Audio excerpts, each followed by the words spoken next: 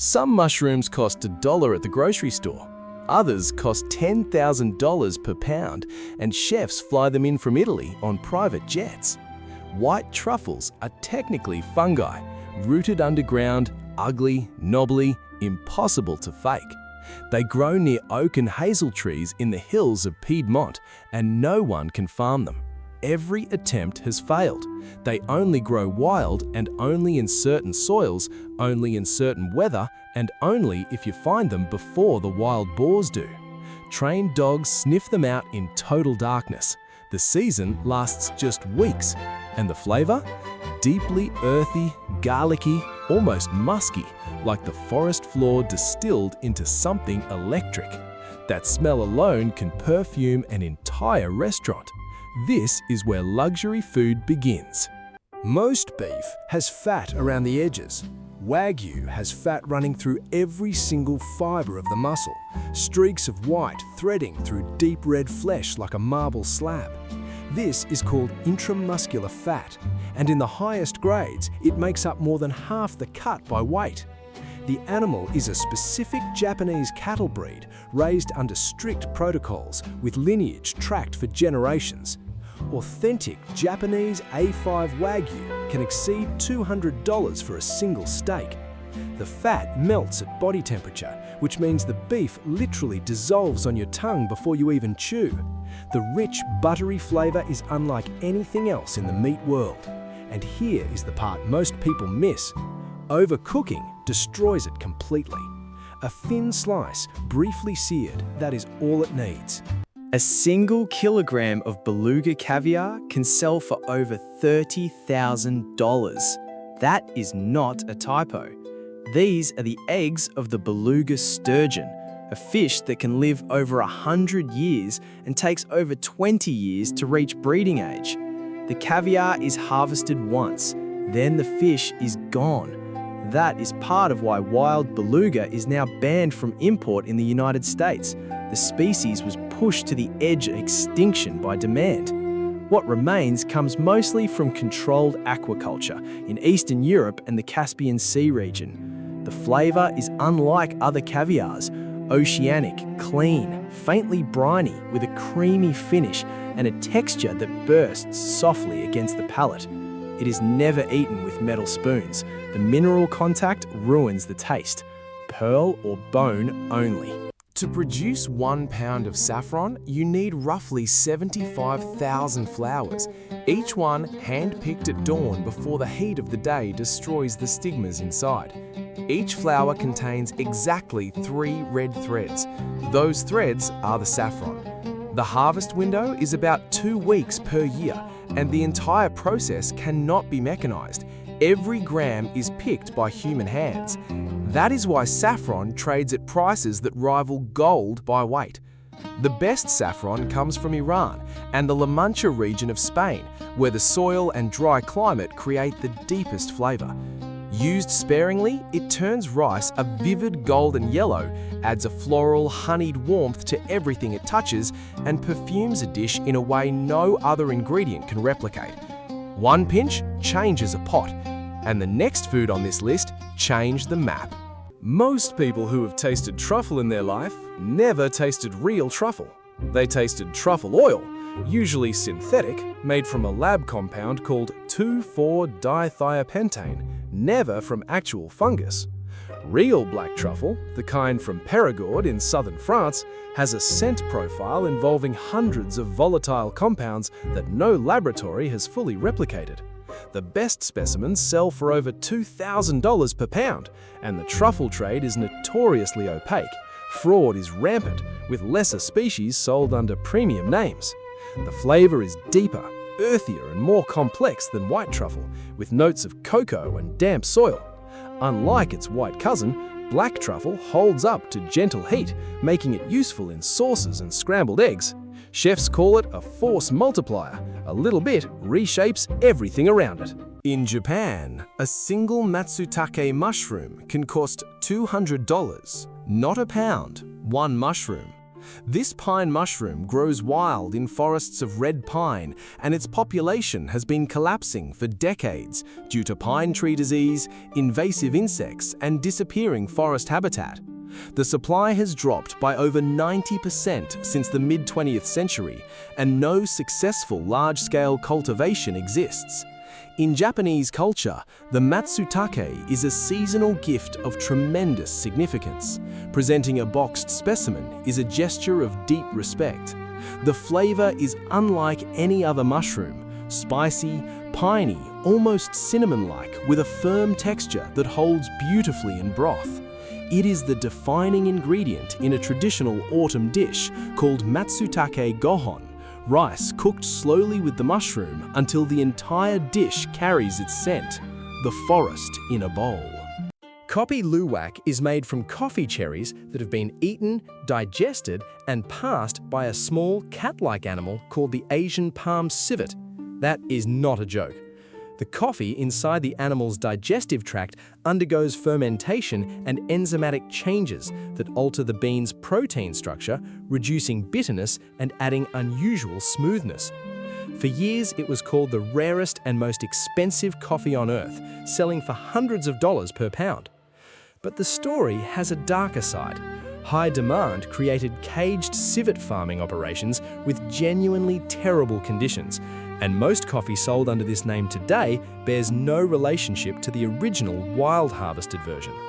Serious coffee experts now question whether the flavor improvement is even real, or whether the premium was always about the story. The coffee beneath the story is medium-bodied, earthy, and low in acid. The story costs more than the cup. The finest Iberico ham in the world comes from a black-footed pig that spent its last months roaming oak forests in Spain, eating almost nothing but acorns. Those acorns are full of oleic acid, the same fat found in olive oil, and they fundamentally change the fat composition of the pig's muscle. The result is a leg of ham that, when cured and dried for up to 4 years, develops a flavor so complex it is compared to fine wine. True Jamón Ibérico de Bellota carries a legally protected designation, the Black Label, and commands over $1,000 per leg in premium markets. Sliced thin, it glistens. The fat is silky and sweet.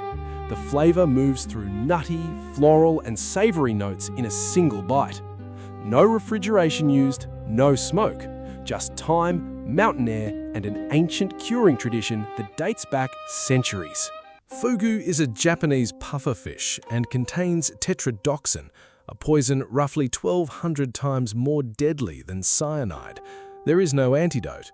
A single fish holds enough toxin to kill 30 adult humans, and people pay premium prices to eat it in licensed restaurants across Japan, where chefs must train for years and pass government certification exams before they are legally allowed to prepare it. The flavor, once all that danger is navigated, is remarkably delicate. Light, clean, slightly sweet flesh served sashimi thin. The slight tingling sensation on the lips, called the Fugu buzz, comes from trace toxin and is considered part of the experience. Some diners actively seek it. The liver, which holds the highest concentration of poison, was once considered a delicacy. Japan banned it from restaurant menus in 1984. A handful of deaths still occur each year.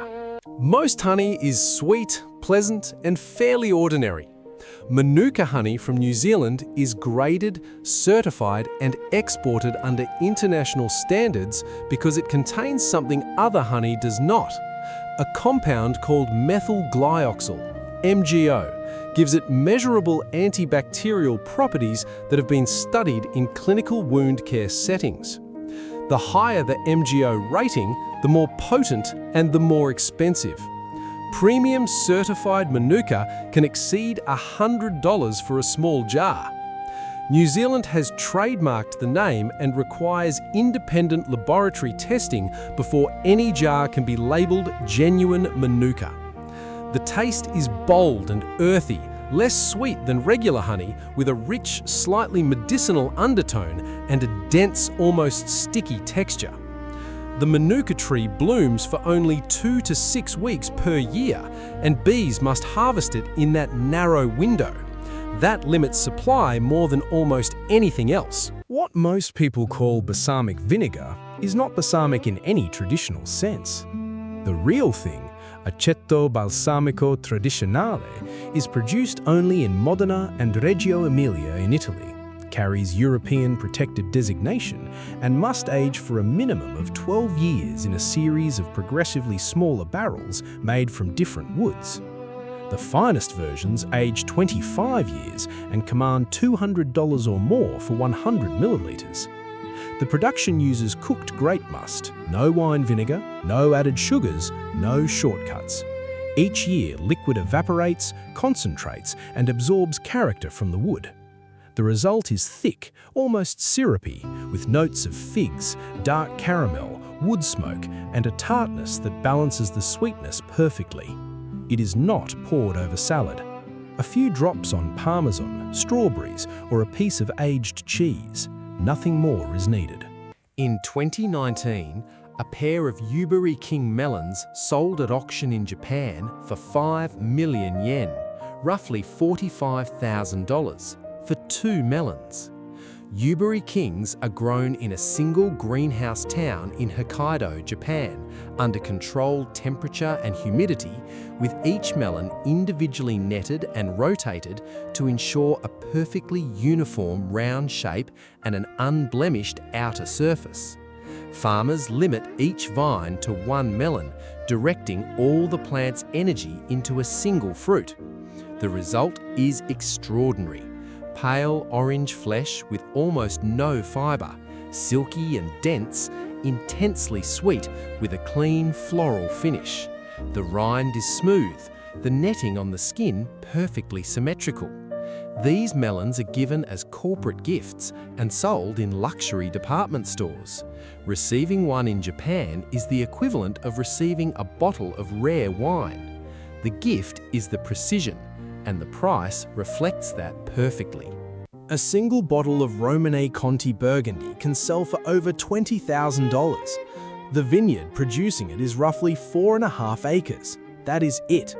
The entire legally protected plot, planted with Pinot Noir vines averaging over 50 years old, produces fewer than 6,000 bottles per year. Demand outpaces supply by decades. But what makes Grand Cru Burgundy worth that price is not fully understood even by scientists. The concept of terroir, the idea that soil, slope, microclimate, and subsurface geology combine to produce a flavour that cannot be replicated anywhere else, remains partially mystical. These wines carry extraordinary complexity, layers of cherry, earth, dried flowers, forest floor, and something mineral that lingers for minutes. One common explanation among producers is that the limestone clay soil in the Côte de Nuit is uniquely draining and warm retaining, but no one has fully cracked the code. That mystery is also part of the price. Edible gold has been placed on steaks, chocolates, cocktails, sushi, and desserts served in restaurants charging hundreds of dollars per dish. It is real gold, 23 or 24 carat, hammered or processed into incredibly thin sheets or flakes. It is biologically inert, which means the human body cannot absorb or digest it. It passes through completely. And it has no flavor, none. Edible gold adds 0 taste, 0 nutritional value, and 0 meaningful texture. It exists entirely as a visual and psychological signal. Research in consumer behavior shows that gold-decorated food makes people perceive it as tasting better, even in blind conditions. That perception alone is worth money in luxury dining. In India and parts of the Middle East, gold leaf on sweets has centuries of tradition tied to celebration and status. The modern version is less about tradition and more about a photograph, but both versions tell the same story. We have always eaten with our eyes first. Across every luxury food in this video, the same forces keep appearing. Extreme rarity, labour no machine can replace, geography that cannot be moved, time that cannot be shortened, and legal protections built to preserve authenticity. But there is one more ingredient that no terroir creates and no certification confirms: story. The story of where something comes from, who made it, how long it took, what it nearly cost the person who found it.